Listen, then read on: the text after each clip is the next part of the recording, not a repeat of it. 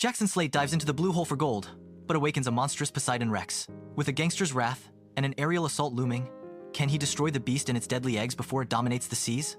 Jackson Slate, a weathered treasure hunter, stood on a dive boat, the Caribbean wind tugging at his jacket. His mission?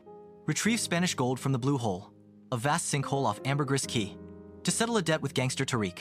Armed with thruster guns and C4, his crew descended into the abyss. The water grew colder, darker.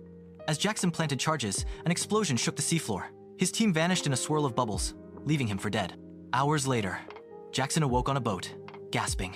Sarah, a marine biologist studying immortal jellyfish, and Henry, a grizzled dive guide, had rescued him near Lighthouse Reef. At a small hotel, vacationers Rod and Jane listened as Jackson revealed his find. Gold from the Cortez, stolen from the Mayans. "It's still down there," he said, clutching a single coin. Despite Jane's protests, Rod and Henry agreed to return, lured by riches.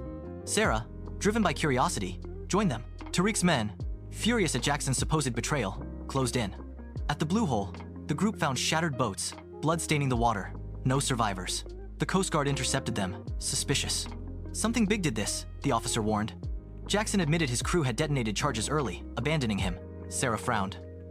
Those explosives disturbed more than treasure, maybe the jellyfish habitat, or worse. They dove again, finding massive footprints and leathery eggs embedded in the seafloor.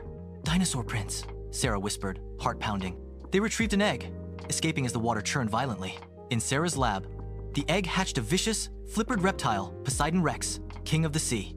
It lunged, reeking of methane, before they trapped it in a freezer. Tariq's men ambushed, demanding the gold. A 50-foot Poseidon Rex rose from the depths, killing Jane and tearing boats apart. Fleeing to an abandoned military base, Jackson, Sarah, and Henry found an armory with grenades and rocket launchers. Jackson sent a Morse code SOS, warning of the monster.